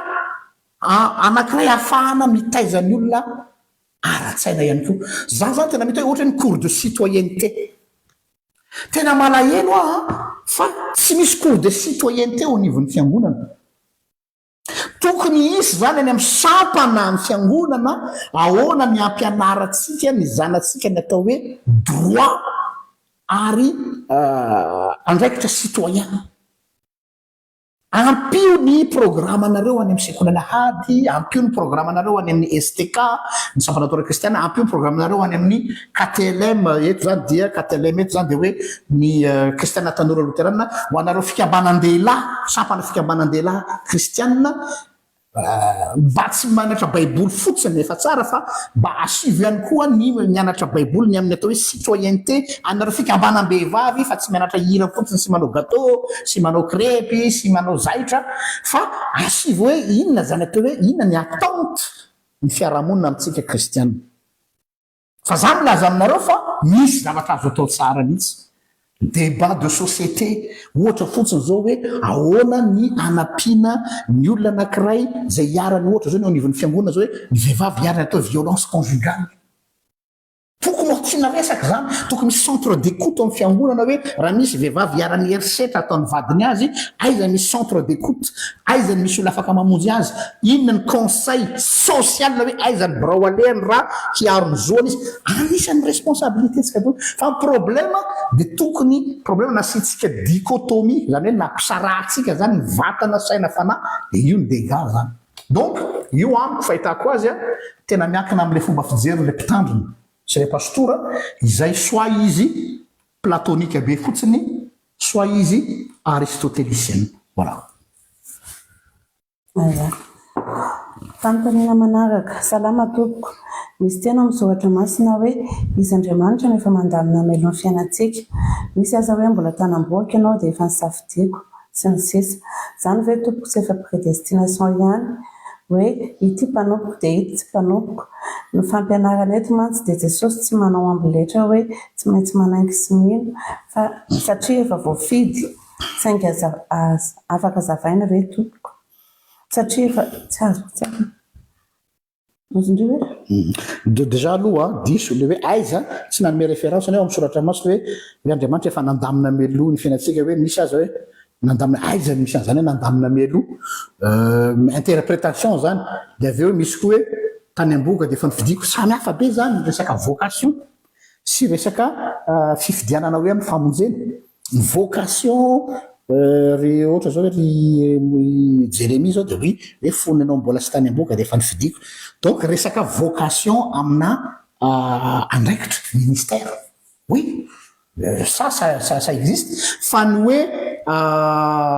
nilazanao hoe misy prédestination ny amin'ny famonjena non tsy marina zany tsy misy ny prédestination absolue filazana zany hoe tia natao very tia natao vavonjy ary azadiny fa ny élection ny fifidianan'Andriamanitra ny olona ao amin'ny soratra masina jereo tsara foana hoe iza foana ny olona izay aona filazana zany ny olona izay voafidy ao tena mandeha katrishe le fifidianana tena matetika le olona tena hoe nifidiny tsy alainy Andriamanitra mba handresena mba hanomezana lesona hoe Andriamanitra nifidy ny olona ratsy fa tsy hoe nofidina mialoha ianao satria ianao olona tsara donc c'est le contraire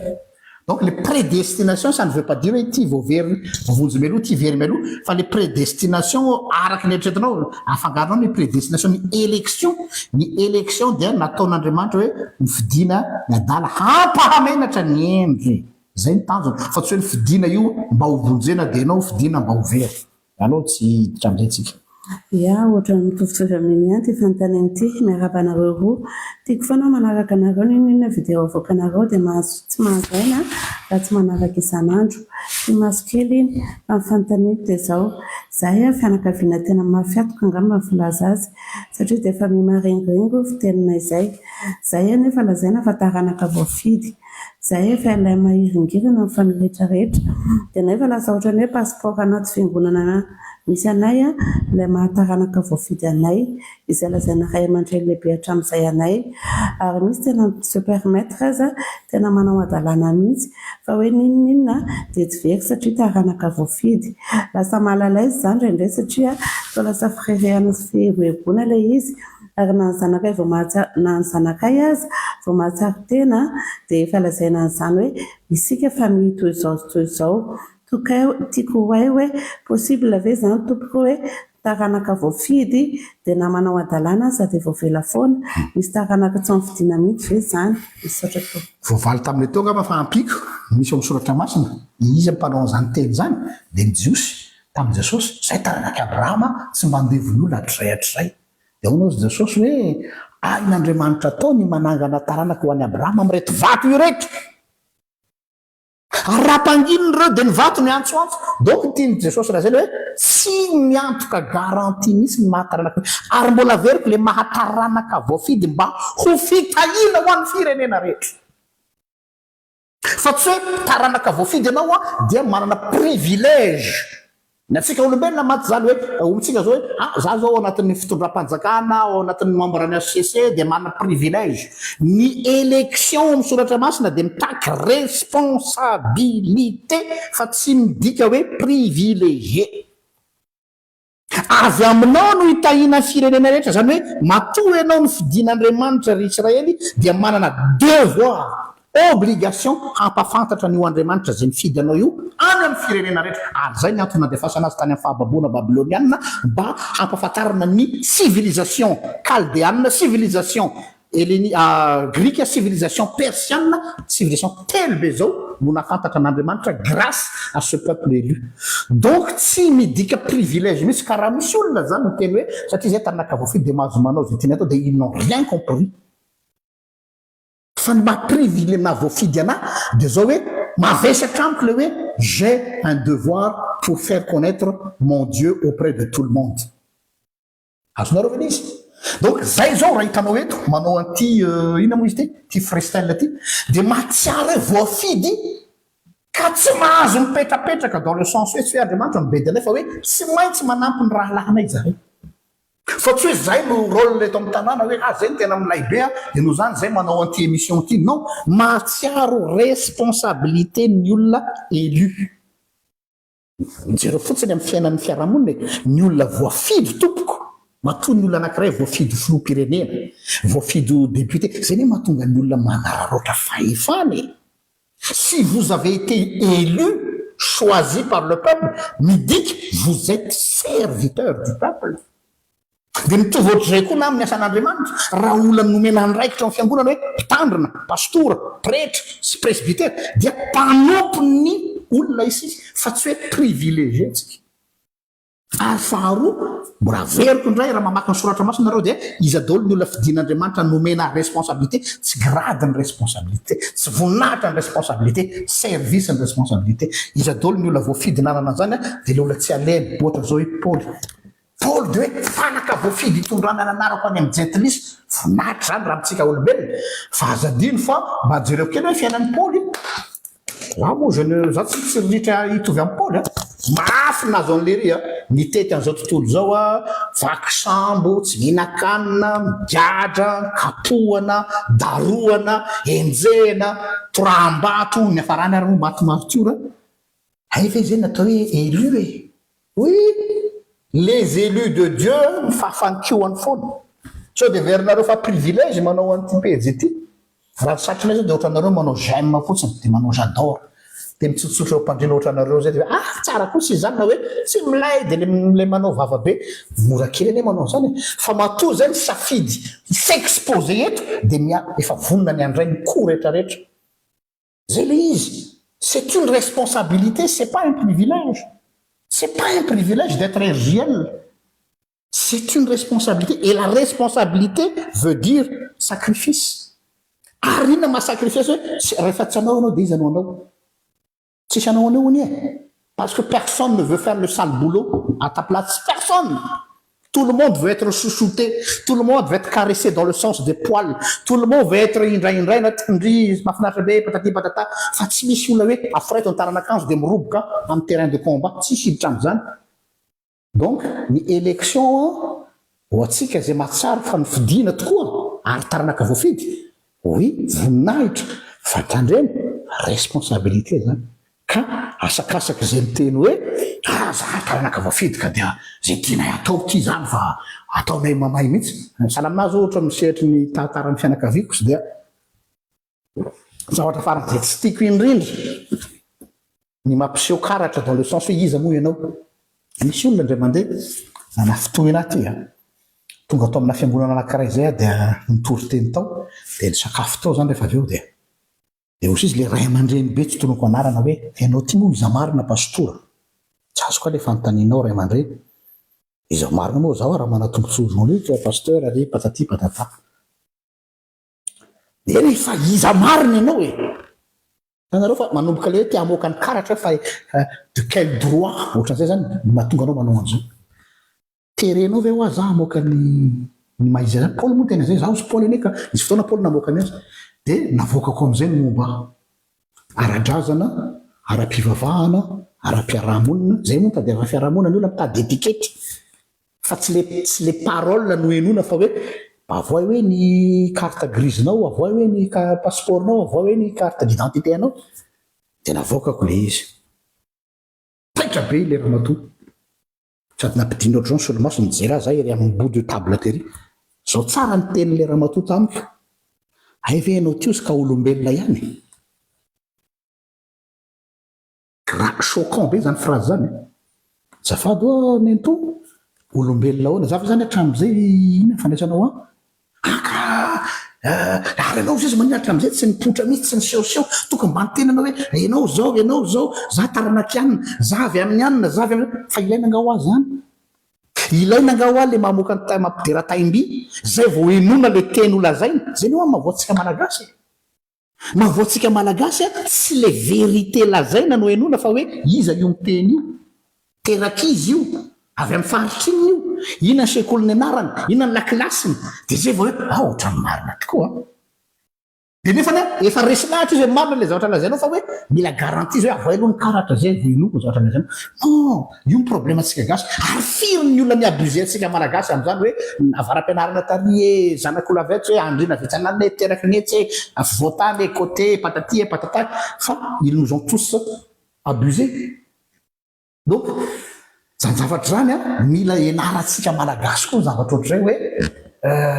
ekeko hoe tsika manana ny tantaratsika tsika manana ny parcourtsika fa c'est pas ça le plus important de le hoe inona le message dia tokony ho zay no priorité salama tompoko nareo hoe pasteur tsy manana heritreritra mba hifandray amin'ny colonel Michael dia conseiller dia hiconseiller azy mihitsy satria hitako hoe misy hevitra zao tena tsara be nefa ve tsy very fotsiny reny fa zareo hoe andany andro hijery Facebook eto amin'ireny sao dia misy fomba azo atao tompoko mba hahatonga ny reneny aminy za moa olona kely tsy manana contact dia tsy afaka manao ninina fa raha nanana olona haitana ambony tany dia tena za en personne mihitsy no nandefa n'ireny vidéo rehetra reny any aminy tsy azo eritreretana ve tompoko hoe nareo mihitsy no mifandray mivantana amin'ny sy manolotsana azy ireo fa zareo tsy hanana fandavan-tena mihitsy hoe andeha hingrafitsy inona satria isika malagasy rehefa manana pouvoir dia tsy miondrika intsony fa milanja aloha kanefa za mahita hoe tokony ho tsara ihany ilay colonel fa maro loatra ny olona tsy azo antoka manodidina azy sy manipoditra tondro mahatonga azy mandray décision manahirana indraindray nefa koa afaka teneninao hoe misy manana ambition nefa koa afaka teninao hoe nefa koa araka ny teninao hoe misy manana ambition présidentielle am'ireo dia samy ezaka mandoto amin'ny colonel amin'ny zavatra ataony izy ireo anambadika any dia lasa colonel ny simba ahoana tompoko nazo atao mahakasika an'izany lasy politika mihitsy zany resaka ao zany za moa tsy lazarobetsaka aminareo eto hoe ina avy nefa nataonay sy ny tsy nataonay fa ny azoko lazana aminareo dia hoe efa nanao zay azonay atao zahay maraza zavatra be deaibe zay efa nanao zay azonay atao zahay ny olona mantsy mieritreritra hoe Facebook ny fiainan'ny Ramanatolotsozonika mivady sy ny gardien de la révolution ty tompoko dia moyen de communication c'est tout fa tsy eto ny programmation any ambadiky ny ty écran ty tsy fantatrareo ny asa zay ataonay io nefa tsy ho tanosaina aminareo eto araka ny tenin'ny soratra masina hoe zay zavatra ataon'ny tananao akavia aza mpahafantarina ny tananao akavanana tsy fombanay zany ary zay tsy vo zao amin'ny crise zao vao nanao zavatra fa ho an'izay mpanaraka ny pejy depuis toujours dia efa naniditra tseritsika amin'ny raharam-pirenena depuis toujours misy afaka manao témoignage eto namana mpiara-manompo noho izany dia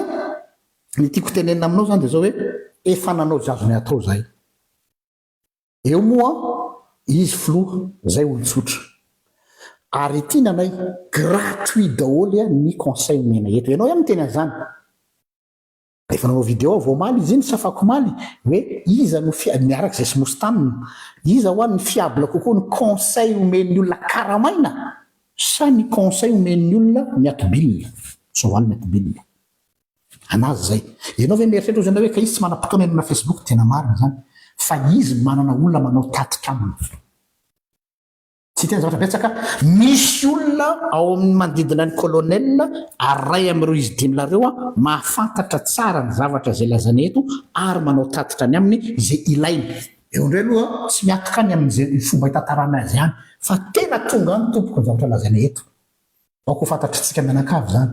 Après il est libre de faire ce qu'il veut, il est le président.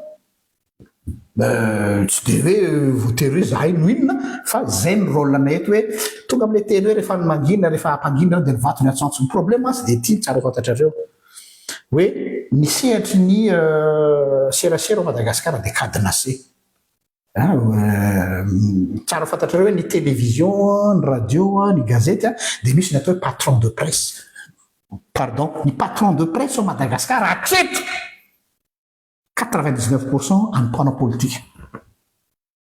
Tsy ny aty ampita hoe misy olona tsotra manao journalisme dia manana liberté d'expression. Fa ny 99% ny fanaovana gazety ao Madagasikara dia ny mpanao politika. Donc vao miainga avy any fotsiny anao vao mahita ny tavanay fotsiny le tompon'le télé dia tonga dia hoe tsy miditra ato aminay io. Donc amin'ny fomba ahoana moa mitondranay teny nefany le olona tompon'le télé efa tsy tianay. Efa tratra zay mato zany tena zany.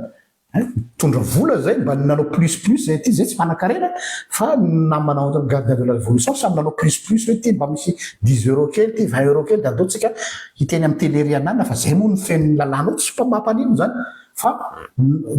misy fin de non retour tsy misy valiny rehefa nantany fa izy nareo no hitondra ny teny ato dia vao nation mitavako tsy le rahalahako anakiray atao hoe herinjaka dia tonga dia hoe tsisy resaka izy tsy teny hoe non tsy teny oui mazava valiny.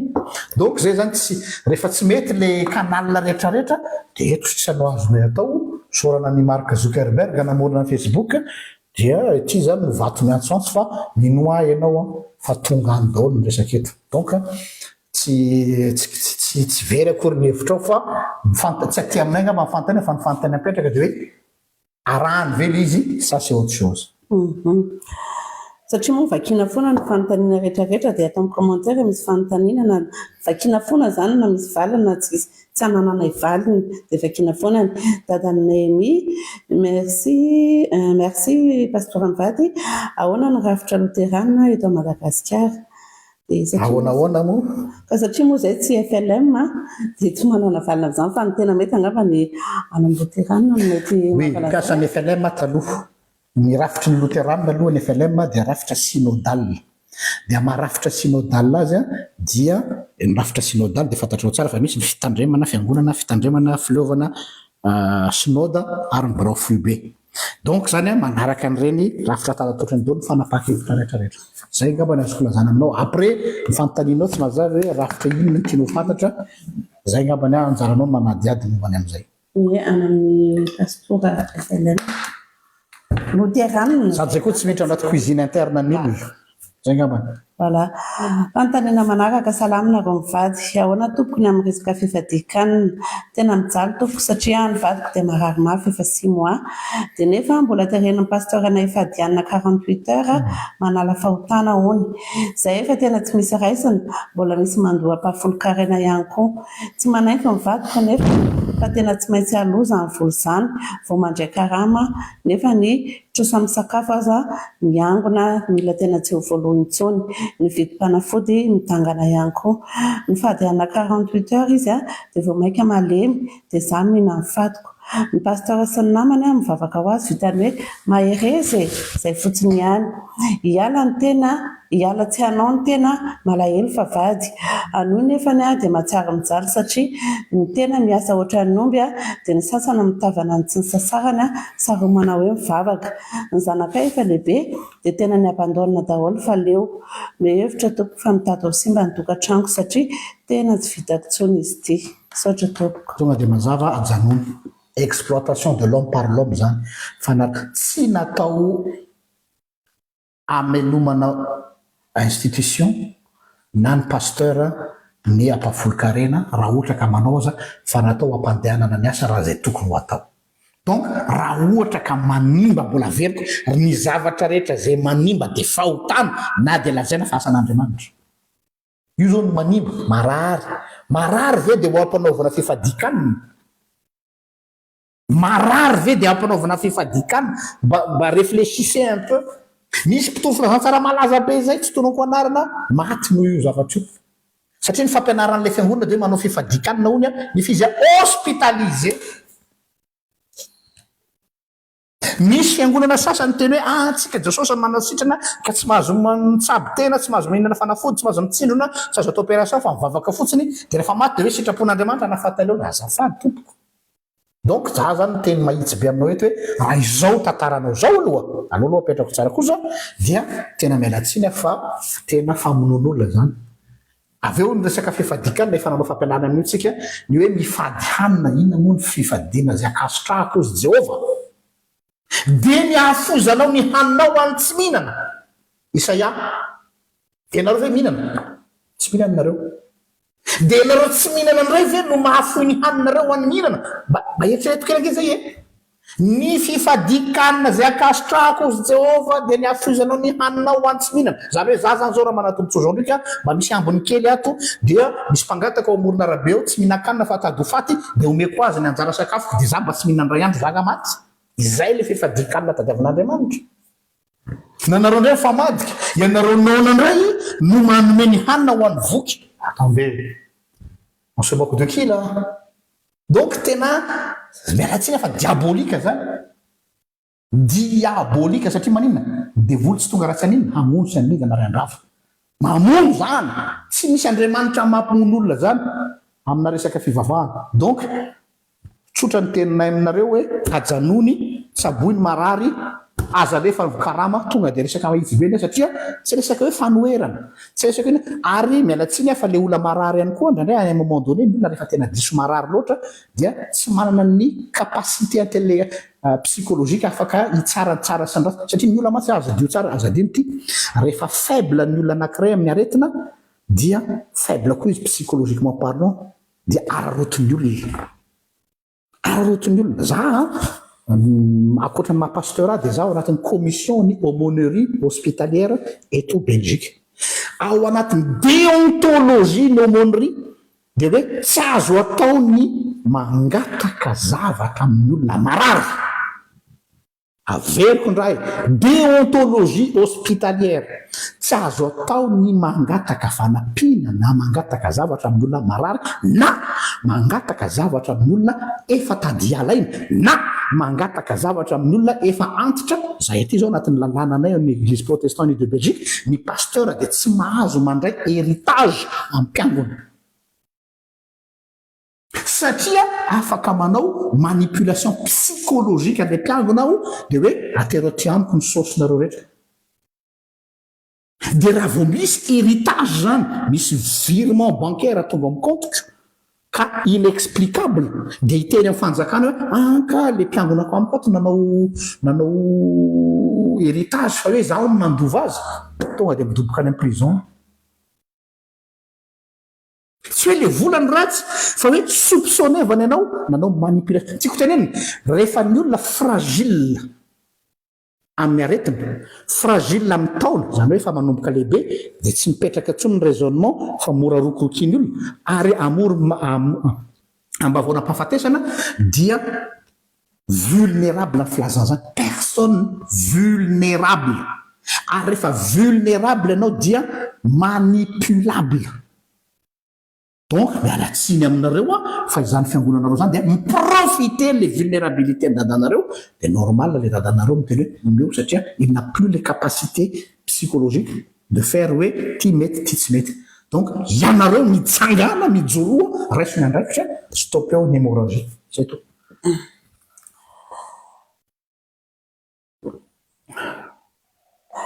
Salamo nareo mivady, nareo ve mba afaka manazava hoe fa maninona marobe isika kristianina ny tena masika.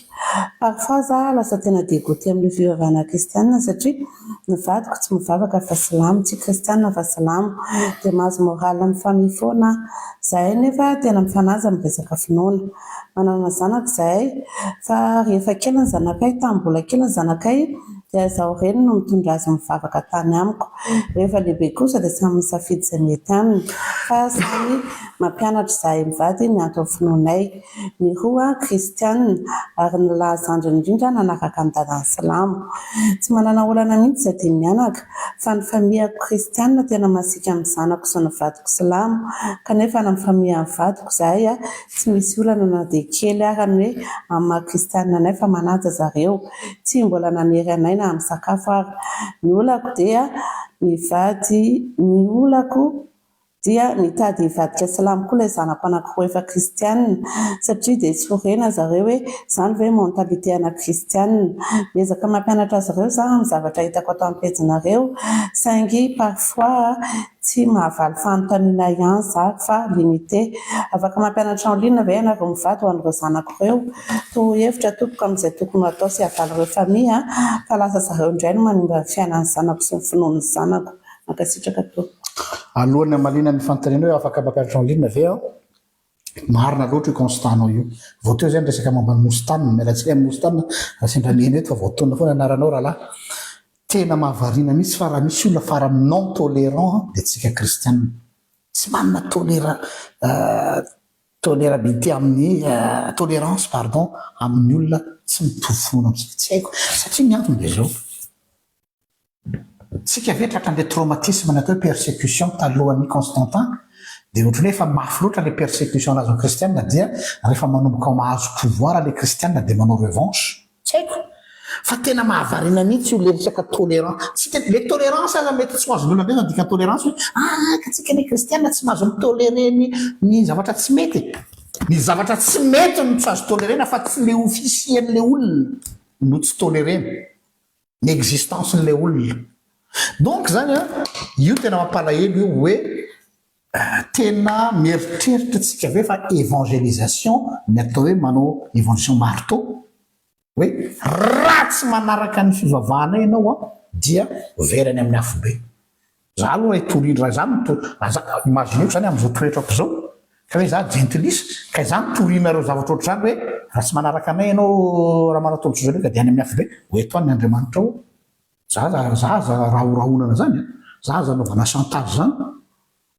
tsy mahasarika mihitsy zany raha za personnellement ty zany zavatra teneninareo zany raha zany ny fomba hitorianareo filazantsara amiko dia normal le ary le conversion le olona rehefa tena zoina tsy conversion convictionnelle fa conversion par défaut. Aveto io miteny masy ianao io hoe inona no zavatra hitrako zany mety lasa hivadika silamo le izy non tsy mivadika silamo izy fa misanctionné anareo ho sanctionné anareo satria nareo tsy tolérant ty ary dia anao fananiny izy za anao silamo fa ny tena marina tsy lesy lahatra le islamisme ao anatiny izy fa karazana ohatrany hitanareo le zazany manao fugue hoe rehefa bedy foana dia farany zay bon efa zay zany misy dia aloha za mba andeha anao fugue dia amin'izay ho hitanareo tsara e. C'est un peu ça, c'est une manière, c'est une réponse omeny anareo hoe ty ary le izy dia inona ny ataonareo. Donc zany tsy be dia be ny olona se convertir za zany tsy tiako misy ampiasa lettre conversion fa miova fivavahana par défaut. Anao zany par défaut zany hoe tsy isy afa-tsy ioko dia zay eo efianeo io olo misy na io porte de sortie dia mba ahafahako mitsoka ny atao aminay fa atao aminay fa afo be misy kristiana manao zany tena atao aminay ny pasteur efa afo be misy le fivavahana grave ane mahainao an'izany le fivavahana lasa afo be satria tereko masaka oatra voalobozaza le izy terenareo le izy zay hoa mbola veriko tsara tsy zay ny référence fa zay mananjanaka nanay ny zanaka eto dia misy manambady katolika katolika manambady katolika izy rovavy dia zareo aby manano tsy mbola teny tamin'le zanaka hoe tsika tsy manao rabary maria na hoe tsika tsy makary alourda fa ny fanabeazana zay nomena zany hoe alalana dia any izy ny tonga zany dia izy manazava mivadiny any hoe non zao c'est rien bon pour te respecter ty fa niary reto kosa tsy ataoko satria zay le conviction fa tsy resaka hoe ka za zanaka pasteur dia tsy mahazo manao an'izay raha vao zay koa izy dia tsy mety ka ny azy zany tiako tena amintsika aza maikitsika ny haneriny zanatsika hanaraka ny filininatsika amay zao zanaka eto tsisy nanoray atreto aloha tsisy nanoray anao pasteur any zao ny anankiray anao businessman naony izy tady vola dinio am'izay zany fa hoe raha ianareo zao mena zao dia ina koa zany fanabeazanareo azy zany ny anankiray andehanao musicien ao anatina groupe na bandy tena le rockers reny lery voilà ny anankiray anao resaka intelligence artificielle ny anankiray mbola tsy fantatra fa mbola kely loatra moa dia mbola tsy fantatra zay tiany atao ny anankiroa lehibe moa zany efa manana ny monde ny ray any amin'ny resaka commerce donc tsisy nanao dia itevy anareo hoe tsy naomby ve ny éducation anay mivady satria tsisy nanao pasteur anandray non laissons Dieu faire les choses tsy anjarako ny manao an'izany un jour viendra mety misy ray am'ireo zafikerinay ireo na io koa ne misy natao vocation tardive vocation tardive zany mety efa any amin'ny efa lehibeazany any le ankizy a dia mety manao revirement zany dia anao zao tapaka ça arrive ohatranay zao zany dia ohatrany izy hoe vocation mety ho tardive donc zany raha vao zay l'éducation sika zany le tolérance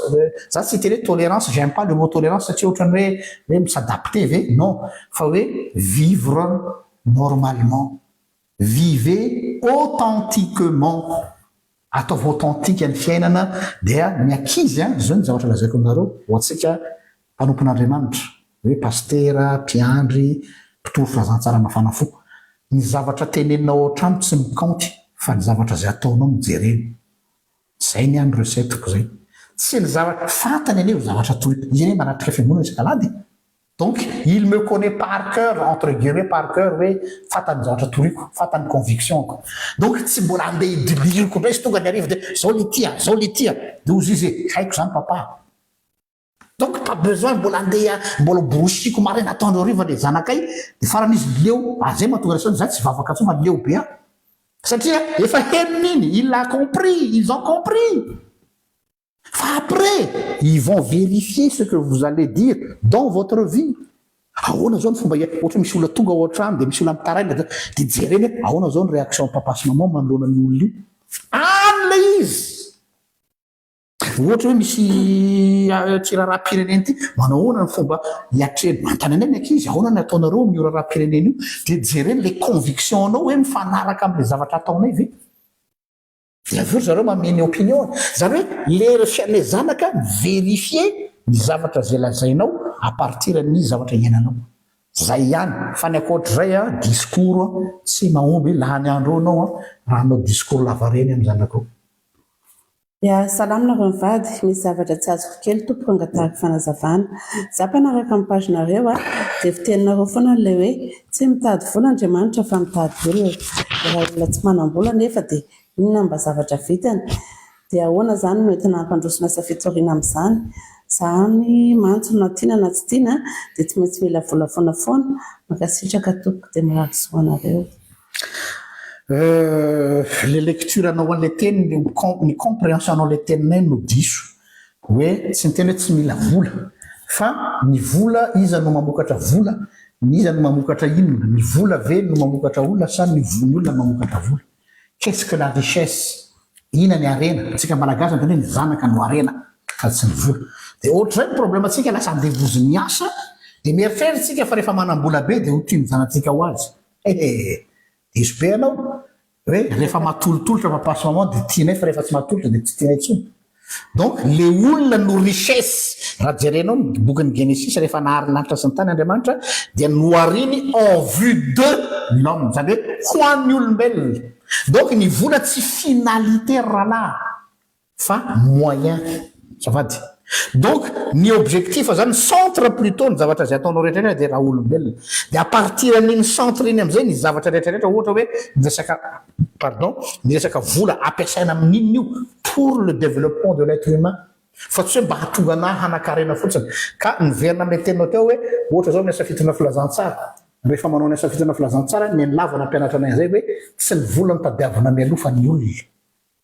satria ny olona no migénérer richesse ianao ihany teny azy teo or nefa iny richesse iny tsy tonga ho azy raha tsy misy conviction misy ane ny olona mety mandray raha raisiko le teninao teo terenao le olona amin'ny adidy eo am-piangonana dia zany hoe mandroso be fiangonanay fa misy vola 2 milliards amin'ny caisse fa le olona zay nanomeny le 2 milliards tena miferitraina ary tsy te herika fivavahana tsony fa terenao izy azonao izy heritaona azonao izy 2 taona fa après 10 ans ozy hoe za tsy anao tsony zay le izy olona no lena rehefa azonao le olona izy ndray aza no antany anao iny koa tokony mbola ho ataonay ahoana no hanaovanay zay zao anazavanareo zay zao anatin'ity gardien de la révolution ty zay tsy atoko politique aloha hatreto fa zay dia mouvement politique bien sûr zany hoe mouvement manao ny asa amin'ny fanompoana firenena zay tsy manana budget personnel fa nanay ato de tonga de conviction ny mpikambana hoe anao zao tsika de tonga de hoe za raha manana an'ity ty za manana an'ity ty atambatra i de vita le asa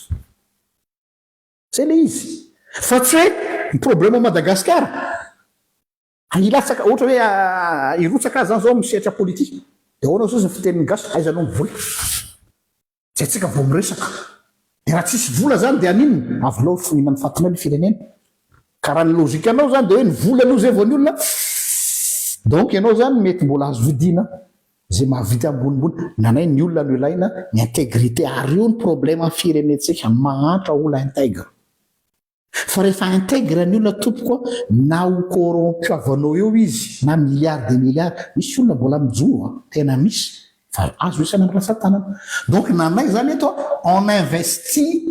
dans des êtres humains miinvestir ao anatin'ny olona ho azaveko aminareo zay article faranty amarana koa tsy fantanino ty de hoe maninona pasteur no mirotsaka amin'ny raharam-pirenena na raha-politika satria ny problème ny malagasy dia tsy tian'ny fireneny mahatonga azy mivarotra ny firenena tsy problème na rafitra io mialatsiny aminao rahalahy nazarazafiason marina ny tenao ilaina ny rafitra fa ny rafitra aorin'ny olombelona raha mbola tsy ao anatin'ny olona zany hoe amour de la nation zany redredy daolo nataontsika ao ozy izy le philosophe atao hoe Jean Kelevitch quand tu aimes quelque chose tu ne le vends pas rehefa tianao ny zavatra anankiray tsy amidinao tsy amidinao ny vadinao tsy amidinao ny zanakao tsy amidinao ny tanyrazanao tsy amidinao ny fanahinao misy io efa mivarotra ny fanahiny mihitsiny satria na nyteneny ara tsy tiany fa ny vola dia ilaina ny vola ary zay tsy mandany zany fa saingy sy ny vola ny finalité donc zany a nanay eto zany de hoe raha matsikaka hoe fa manina ny aviel lasa manao raharapireny de hoe nous on veut investir pas dans des briques ni dans des pierres mais on veut investir dans des êtres humains voilà zao zavatra ataonay freestyle zao mitory-teny ataoko isamarainy reny ny fanabeazana ampianariko ny olona ireny a dia investissement sur l'être humain eto nga mahatsaroko tapaka le fanontaniana tsy voavaly fa mialatsiny fa tadiko hoe afaka le teneny hoe en ligne ve momba le zany afaka miresaka tsika ty ambadika any ny adresse WhatsApp de miresaka manokana antsika fa nisy ka ohatray matsy a fa zay tsy hovaliana eto fa antsika no miresaka ho anao le hoe mila afaka manao accompagnement ve na mamaly fanontaniana le zanakay aty ambadika de antsika miresaka zay ngambany fa dia misaotra naharitra ny eny ya ano miresaka fa tsara fatarana fa oui anao fampianarana en ligne zay a na cours personnalisé moa mazava ho azy fa nefa ny ampahafantarina tena ty ampiandohana fa ny cours personnalisé de payant foana coaching ny accompagnement maharitra ora maromaro maharitra fotoana lavalava dia payant ny tsy payant ny fampianarana eto amin'ny Facebook ny fampianarana catéchumène ye ny koa reny tsy payant fa ataonay gratuit amin'ny Zoom mazava ho azy de iny fanontaniana iny no amarana anantsika ny fandarana androany misaotra anareo nanaraka ny pety misaotra nanaraka ny live freestyle zay fanarakatsika eto isaky ny hariva misy fotoana dia makasitraka be da be anareo manome fotoana anareo indray amin'ny fotoana manaraka mampalalaka indray raha soa tompoko.